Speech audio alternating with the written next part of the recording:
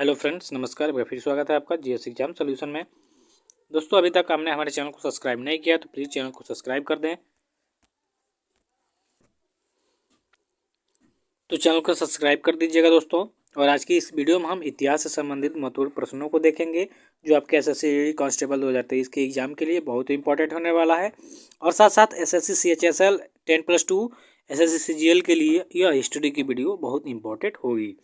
तो मित्रों, उम्मीद करूंगा कि यह वीडियो आपके लिए बेस्ट मैं दे रहा हूं, क्योंकि जो भी क्वेश्चन हैं बहुत ही टिपिकल हैं और बहुत ही इंपॉर्टेंट हैं। तो चलिए ध्यानपूर्वक वीडियो को देखिएगा और क्विज के माध्यम से क्वेश्चन को सॉल्व करेंगे। चलिए पहले प्रश्न पे चर्चा करेंगे मित्रों।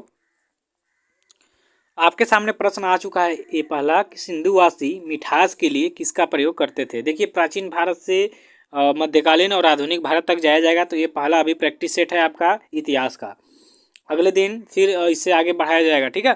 तो विकल्प ए है शहद, बी है चीनी, सी है गुड़ और डी है मिठाई। तो सिंधु वासी जो थे,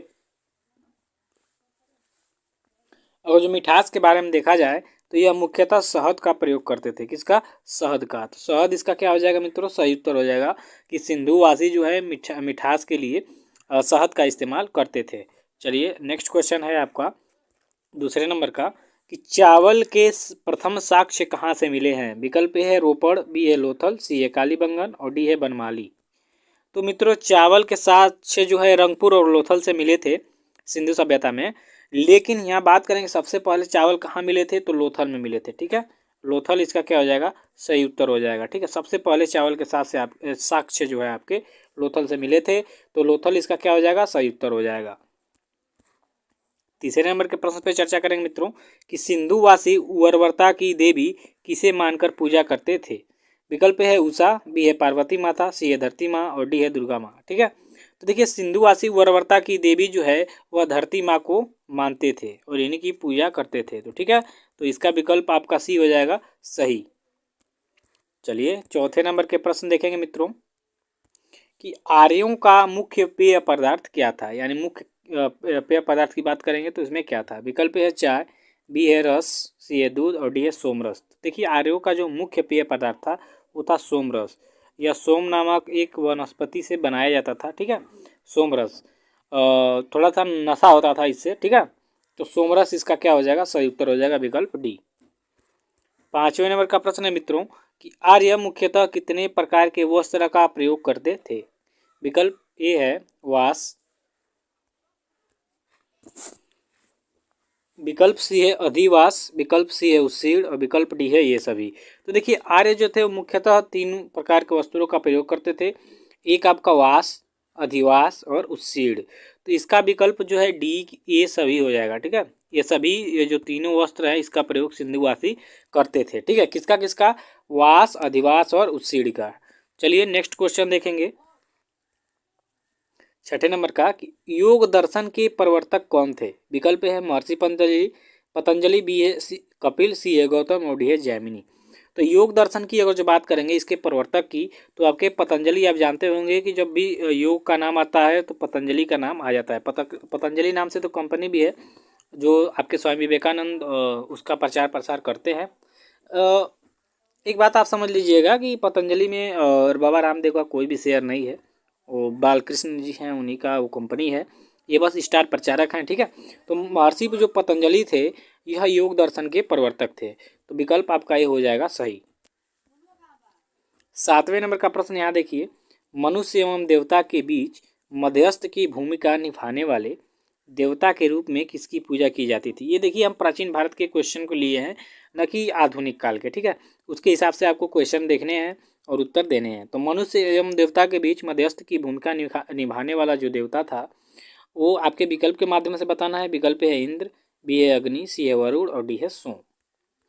तो मनुष्य एवं देवता के बीच जो मध्यस्थ की भूमिका आज भी निभाते हैं उनका नाम है अग्नि। अग्नि क्यों मित्रों?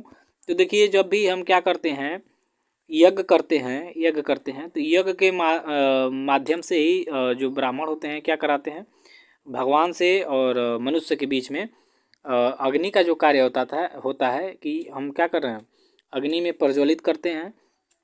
अग्नि को प्रज्वलित करके उसमें जो रहता है अग्नि में जो डाला जाता है, ठीक है, स्वाहा स्वाहा करके उसके माध्यम से क्या करते हैं, देवता को याद करते हैं। ये होता है कि भाई ऐसे करेंगे तो देवता से जो भी हम अपनी मनोकामना मांगते हैं पूरा होता है, तो यज्ञ कराया जाता है, ठीक है, उसके लिए। तो इसका विकल्प बी हो जाएगा आपका सही उत्तर। चलिए 8वें नंबर का प्रश्न है कि ऋग्वैदिक कालीन नदी वितस्ता का आधुनिक नाम क्या है। यानी ऋग्वैदिक काल में यह नदी जो वितस्ता था, इसका अब क्या नाम है। विकल्प है चिनाब, बी है रावी, सी है झेलम और डी है सतलज। तो वितस्ता नदी का आधुनिक नाम अगर जो देखेंगे तो इसका आधुनिक नाम है झेलम। तो झेलम इसका क्या हो जाएगा, सही उत्तर हो जाएगा।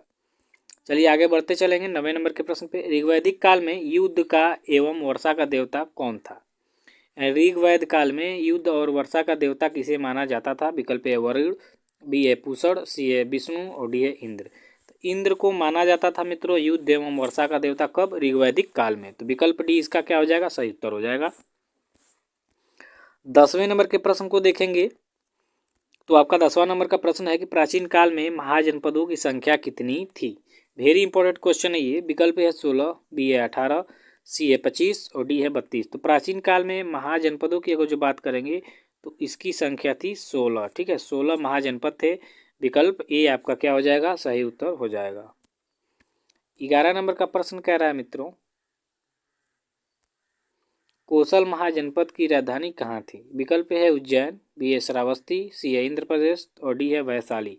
तो कोसल महाजनपद की राजधानी अगर जो देखा जाए तो आपका था श्रावस्ती, ठीक है, श्रावस्ती। तो इसका क्या हो जाएगा, विकल्प बी हो जाएगा सही उत्तर, श्रावस्ती। 12 नंबर का प्रश्न है मित्रों कि महावीर स्वामी का जन्म कब हुआ था। विकल्प है 483 ईसा पूर्व, बी है 563 ईसा पूर्व, सी है 540 ईसा पूर्व और डी है 383 ईसा पूर्व। तो महावीर स्वामी की जन्म की बात करेंगे जो जैन धर्म के प्रवर्तक थे, तो इनका जन्म हुआ था 540 ईसा पूर्व में कुंडाग्राम में, ठीक है, कुंडग्राम में। विकल्प आपका सी होगा सही। इसी तरह आपका प्रश्न संख्या 13 है कि गौतम बुद्ध का जन्म कब हुआ था। विकल्प है 300 ईसा पूर्व, बी है 540 ईसा पूर्व, सी है 383 ईसा पूर्व और डी है 563 ईसा पूर्व। तो गौतम बुद्ध की अगर जो बात करेंगे तो इनका जन्म हुआ था 563 ईसा पूर्व में, ठीक है। इनका जन्म कब हुआ था, कपिलवस्तु के लुम्बिनी में 563 ईसा पूर्व में, ठीक है। तो विकल्प इसका डी हो जाएगा। चलिए 14 नंबर का प्रश्न देखिए, लाइट ऑफ एशिया यानी एशिया का ज्योति पुंज किसे कहा जाता है, किस महापुरुष को। विकल्प है गौतम बुद्ध, बी है महावीर स्वामी, सी है स्वामी विवेकानंद और डी है महात्मा गांधी। तो एशिया का ज्योति पुंज अर्थात लाइट ऑफ एशिया आपको गौतम बुद्ध को कहा जाता है। तो गौतम बुद्ध इनका क्या हो जाएगा, राइट आंसर हो जाएगा मित्रों, विकल्प ए।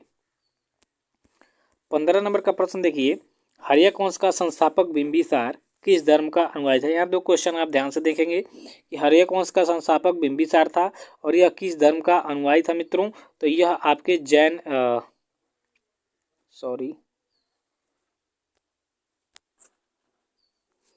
विकल्प है जैन धर्म, बी है बौद्ध धर्म, सी शैव धर्म और डी है वैष्णव धर्म।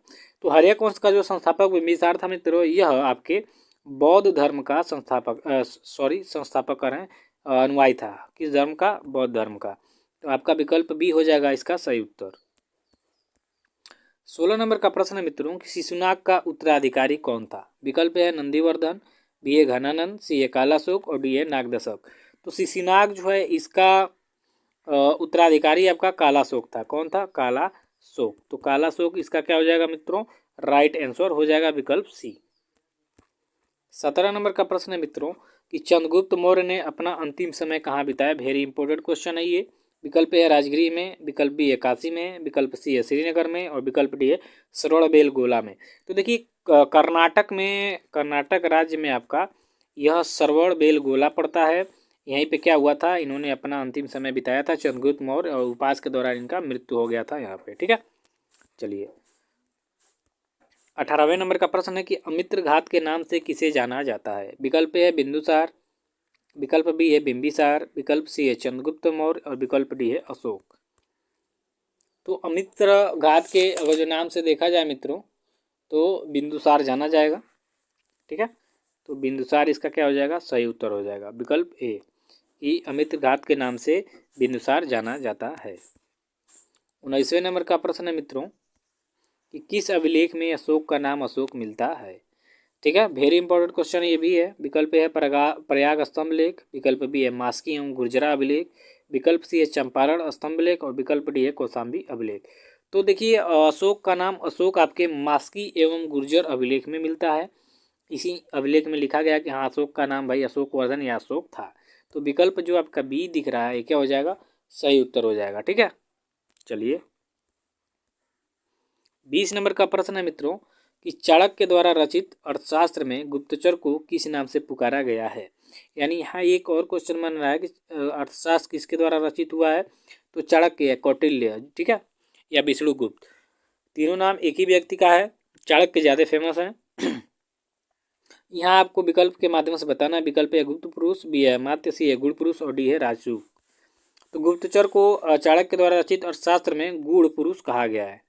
ठीक है, और संचार वाला जो दूर तक जाके गुप्तचरी करता था, ठीक है, एक से जगह से जाके दूसरे जगह तक, उसको शायद संचार कहा जाता था। ठीक है, लेकिन यहाँ गुप्तचरों को गुड़ पुरुष के नाम से पुकारा गया है। तो विकल्प इसका सी हो जाएगा सही उत्तर। 21 नंबर का प्रश्न देखिए कि कुषाण वंश का संस्थापक कौन था। विकल्प है कनिष्क, बी है वासुदेव, सी है मिनांडर और डी है कुजुल कड़फिसेस। ये भी वेरी इंपॉर्टेंट क्वेश्चन है क्योंकि हम कुषाण वंश का जो सबसे प्रतापी राजा था कनिष्क था, उसी के बारे में जानते हैं, बाकी कुछ नहीं जानते। तो आज जान लीजिए कि कुषाण वंश का संस्थापक कौन था, कुजल कड़फिसेस। विकल्प जो आपका डी है कुजुल कड़फिसेस, यही क्या था आपका कुषाण वंश का संस्थापक था। तो मित्रों ये आपका क्लियर हो गया होगा, विकल्प डी। चलिए 22 नंबर का प्रश्न देखिए, ये भी वेरी इंपॉर्टेंट क्वेश्चन है कि भारत का आइंस्टीन किसे कहा जाता है। विकल्प है नागार्जुन, बी है आर्यभट्ट, सी है चरक और डी है डॉक्टर होमियो जहांगीर भाभा। तो देखिए भारत का आइंस्टीन की अगर जो बात करेंगे तो आपके कनिष्क के दरबार में एक वैज्ञानिक रहते थे। समझ लीजिए कि यह साइंसिस्ट से भी बड़े साइंटिस्ट थे। ये खासकर केमिस्ट्री वाले ज़्यादा काम करते थे, कवि भी थे, वैज्ञानिक भी थे, मैथमेटिशियन भी थे, बहुत सारी चीज़ें थे। तो नागार्जुन जी को भारत का आइंस्टीन कहा जाता है। विकल्प ये होगा इसका सही उत्तर। 23 नंबर का प्रश्न मित्रों, रेशम बनाने की तकनीकी का आविष्कार किस देश में हुआ था। विकल्प है भारत, बी है चीन, सी है इंग्लैंड और डी है अमेरिका। तो रेशम बनाने की तकनीकी का आविष्कार आपके चीन देश में हुआ था। तो चीन इसका क्या हो जाएगा, सही उत्तर हो जाएगा, विकल्प बी। चलिए नेक्स्ट क्वेश्चन देखेंगे मित्रों 24 नंबर का, किसके शासनकाल में चीनी बौद्ध यात्री फायान भारत आया था। वेरी इंपॉर्टेंट क्वेश्चन ये भी करिए। विकल्प है हर्ष, बी है चंद्रगुप्त प्रथम, सी है चंद्रगुप्त द्वितीय और डी है समुद्रगुप्त। तो चीनी यात्री फायान जो है मित्रों, यह आपके चंद्रगुप्त द्वितीय के शासनकाल में भारत आया था। तो विकल्प आपका सी हो गया सही कि चंद्रगुप्त द्वितीय, इसी के शासनकाल में चीनी बौद्ध यात्री फायान भारत आया था। चलिए 25 नंबर का प्रश्न देखेंगे मित्रों, वेरी इंपॉर्टेंट है ये भी। गिरनार पर्वत पर स्थित सुदर्शन झील, यहाँ दो क्वेश्चन बनेगा, का पुनरुद्धार किसने कराया। यानी जो गिरनार पर्वत पे सुदर्शन झील था उसका दोबारा से किसने बनवाया। विकल्प है समुद्रगुप्त, बी है चंद्रगुप्त, सी है कुमारगुप्त और डी है स्कंदगुप्त। देखिए सुदर्शन झील का दोबारा पुनरुद्धार जो है आपका स्कंदगुप्त ने करवाया था। ठीक है, तो इसका विकल्प जो डी है ये क्या हो जाएगा, सही हो जाएगा। ठीक है, तो चलिए आज के लिए बस इतना ही मित्रों, मिलते हैं नेक्स्ट वीडियो में रात 8 बजे स्टैटिक जीके पे। तो तब तक के लिए वीडियो को कर दीजिएगा लाइक और कमेंट जरूर करिएगा और चैनल को सब्सक्राइब कर दीजिएगा। थैंक यू सो मच मित्रों।